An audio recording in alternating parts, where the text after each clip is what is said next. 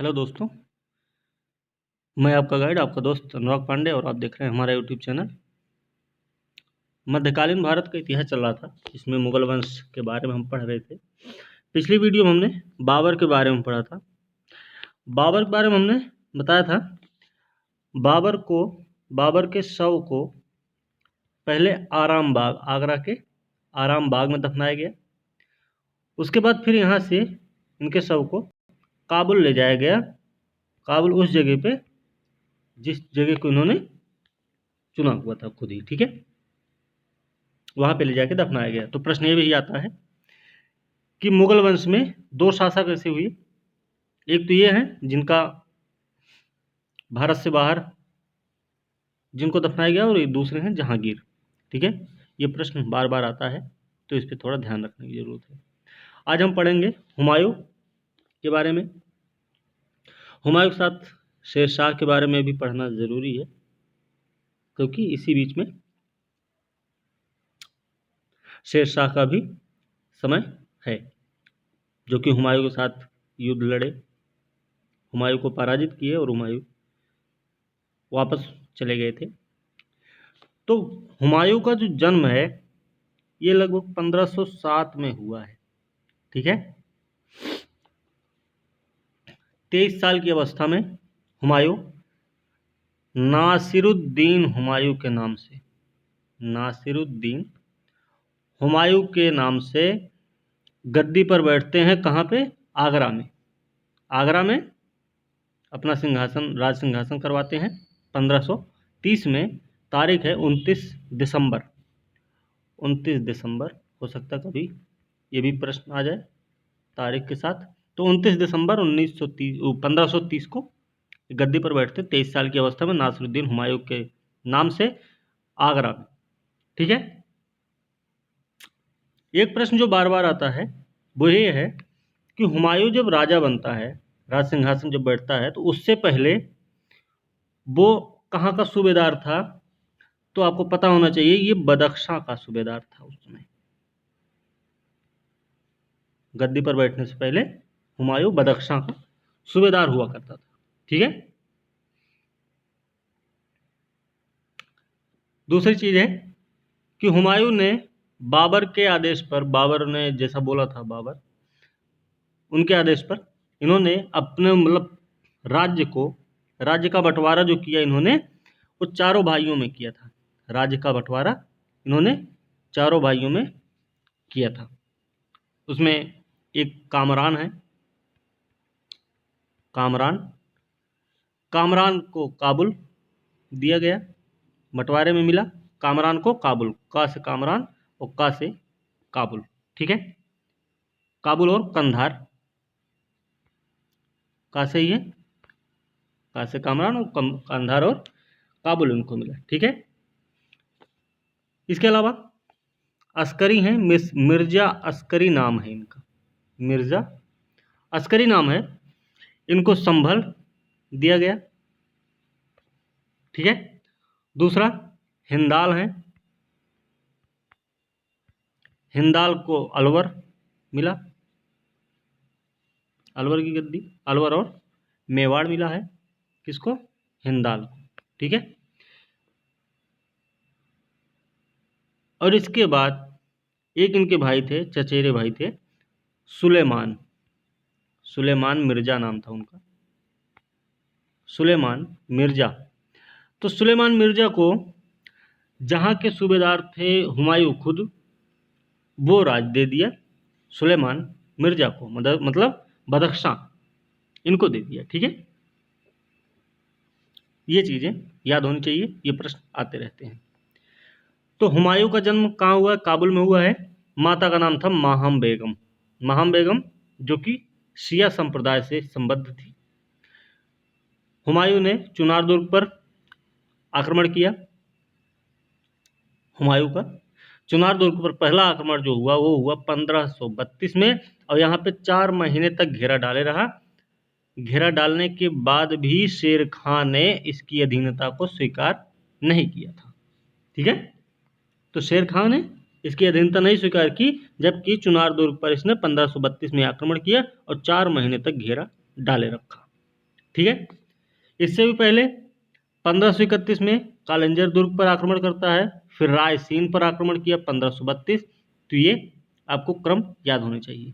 कालिंजर दुर्ग आएगा, ठीक है, फिर रायसीन, उसके बाद चुनार दुर्ग। ठीक है। हुमायूं ने दिल्ली में एक नगर की स्थापना की थी, नाम क्या था उसका?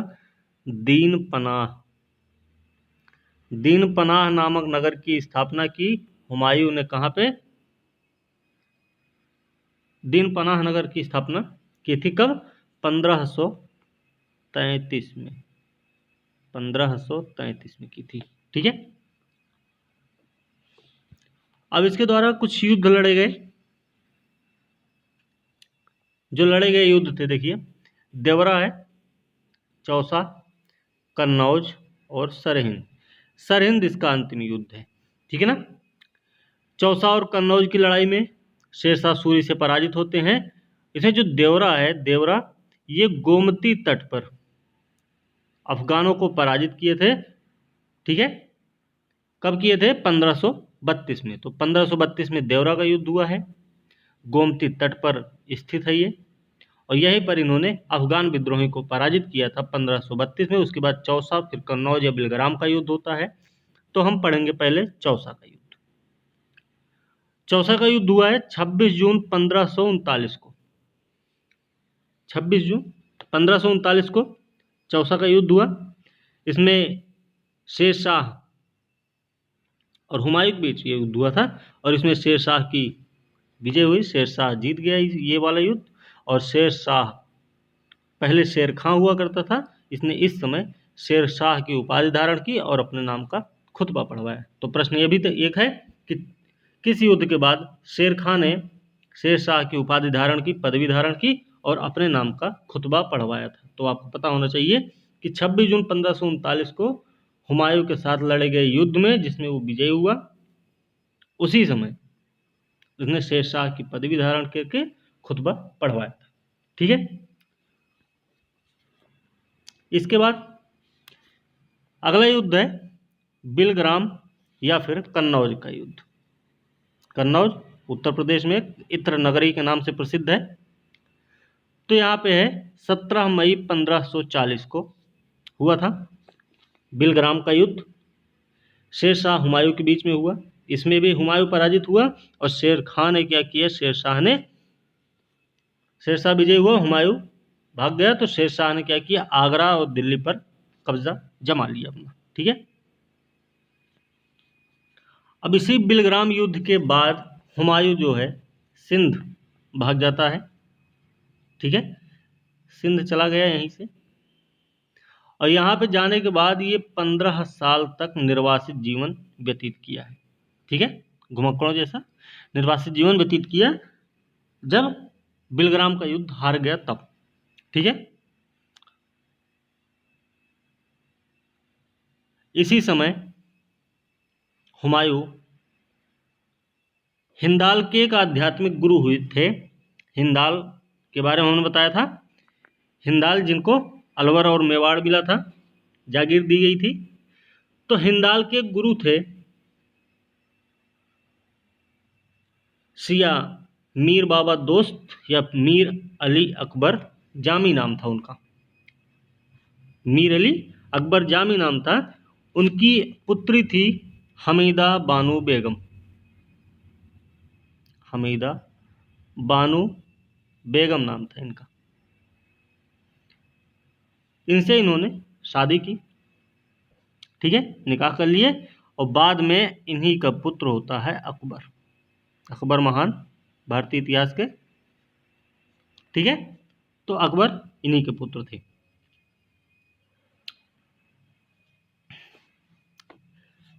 फिर कौन सा युद्ध आता है? सरहिंद का युद्ध। 15 साल तक निर्वासित जीवन व्यतीत किए, फिर 1555 में एक मौका आता है, सरहिंद का युद्ध हुआ। ठीक है। सरहिंद का जो युद्ध लड़ा गया, वो सूरी शासक थे सिकंदर, उनको पराजित करते हैं, और फिर से यहाँ पे हुमायूं विजयी हुए। और उसके बाद क्या है? कि इनका खोया हुआ राज्य जो था वो वापस मिल गया। ठीक है, इनकी यही थी कहानी। एक किताब भी है, आपको पता होना चाहिए कि हुमायूं नामा, हुमायूं नामा नाम है उसका। इसकी रचना किसने की थी तो आपको पता होना चाहिए, गुलबदन बेगम ने की। गुलबदन बेगम, अकबर के आदेश पर ऐसा किया गया था। ठीक है, कुछ फैक्ट्स हैं इसके हुमायूं के बारे में। तो हुमायूं दीन पनाह भवन में पुस्तकालय की सीढ़ियों से गिर के इनकी मृत्यु होती है, ये आपको भी पता होगा अच्छे से। ठीक है, दूसरी चीज है कि हुमायूं के बारे में इतिहासकार लेनपूल कहते हैं इसको, हुमायूं को लेनपूल कहा जाता है कि हुमायूं हुमायूं गिरते पड़ते जीवन से मुक्त हो गया, ठीक उसी तरह जिस तरह तमाम जिंदगी वह गिरते पड़ते चलता रहा था। ठीक है, तो ये चीज आपको पता होनी चाहिए। लेनपूल की उपाधि किसको दी जाती है तो हुमायूं को दी जाती है, ये चीज आपको याद होनी चाहिए। यह ज्योतिष में विश्वास करता था हुमायूं, ज्योतिष में विश्वास करता था, मतलब सप्ताह में 7 दिन होते हैं, उन 7 दिन के हिसाब से ये 7 रंग के कपड़े पहनता था। ठीक है, दिन के हिसाब से पहनता था। चलिए आगे है शेर शाह सूरी। शेर शाह सूरी ये सूर साम्राज्य के संस्थापक हैं, सूर साम्राज्य के संस्थापक हैं ये। अब सूर साम्राज्य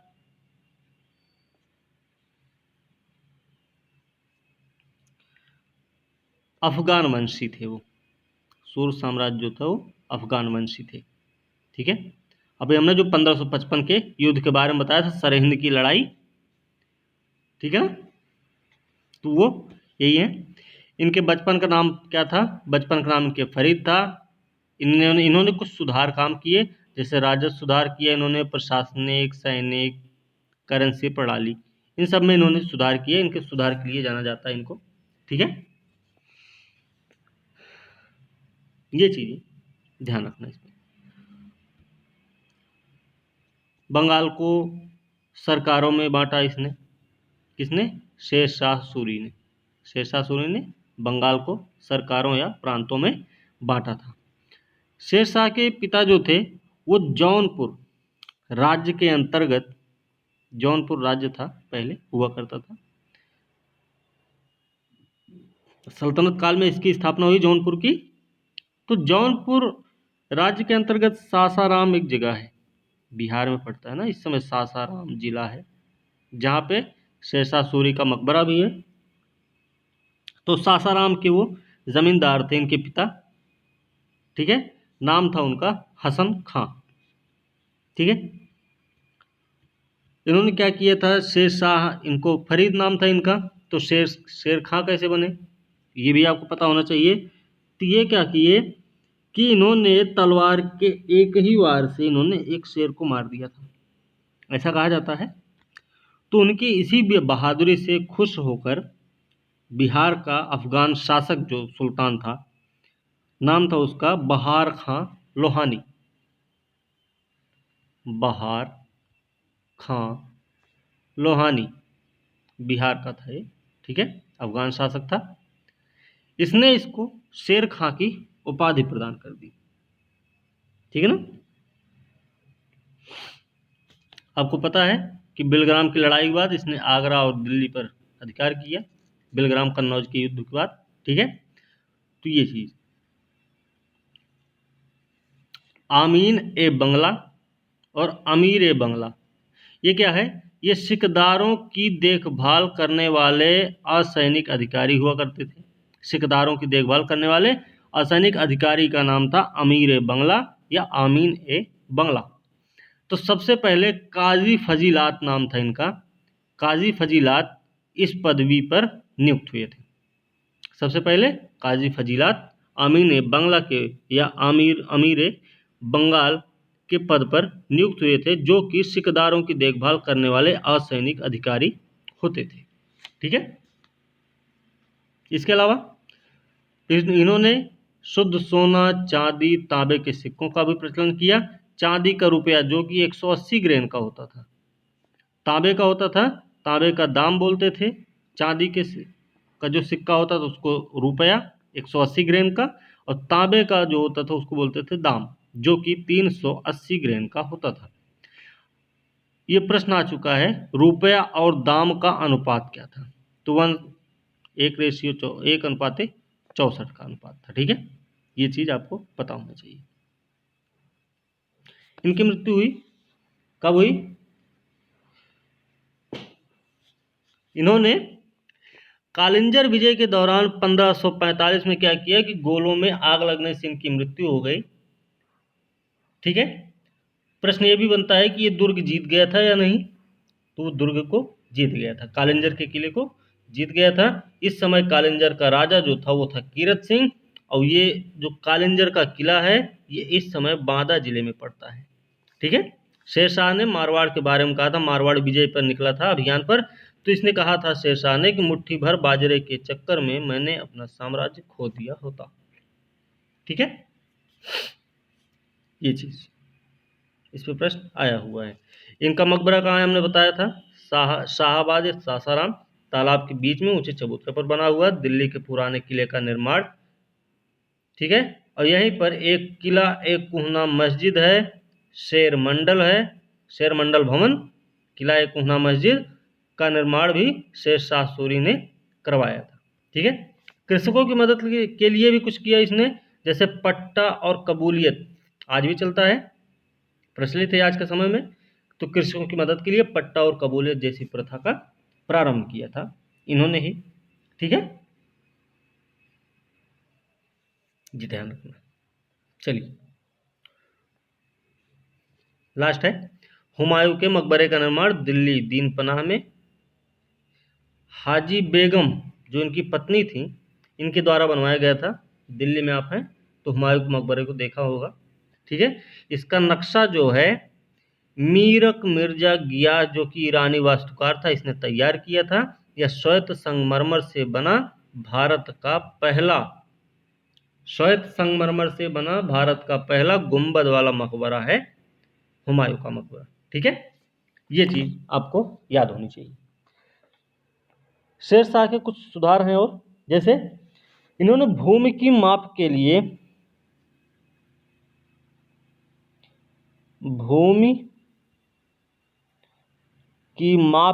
क्या किया था, इन्होंने एक सिकंदरी गज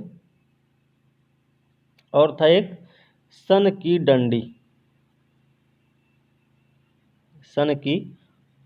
डंडी का प्रयोग किया भूमि की माप के लिए। ये ध्यान इसका ये रखना है कि ये 32 अंक का होता था, पैमाना है इसका 32 अंक। ठीक है, ये चीज आपको पता होनी चाहिए। ठीक है, एक चीज और ध्यान रखना है कि शेरशाह ने 1541 में, बिहार स्पेशल से हो सकता है ये, कि पाटलिपुत्र को पटना नाम दिया इन्होंने, है ना, पाटलिपुत्र को पटना नाम दिया था 1541 में शेरशाह सूरी ने। ठीक है, इन्होंने एक जीटी रोड बनवाई, ग्रांड ट्रंक रोड, जो कि आज भी है। डाक प्रथा का प्रचलन प्रारंभ हुआ, इन्हीं शेरशाह सूरी के समय की घटना है ये। ठीक है, तो जीटी रोड की मरम्मत करवाए इन्होंने, डाक प्रथा चला। एक महान विद्वान है जायस के रहने वाले, नाम क्या है, जायसी, तो मलिक मोहम्मद जायसी हैं। मलिक मोहम्मद जायसी जो हैं ये शेरशाह सूरी के समकालीन थे। तो ये भी चीज़ हमें याद रखनी है। कभी कभी ऐसा भी प्रश्न आता है कि शेरशाह सूरी के निम्नलिखित में से शेरशाह सूरी के समकालीन कौन थे, तो आपको पता होना चाहिए कि शेरशाह सूरी के समकालीन थे मलिक मोहम्मद जायसी। ठीक है, जिन्होंने पद्मावत, अखरावट जैसी किताबों की रचना की। ठीक है ना, तो आज की वीडियो हम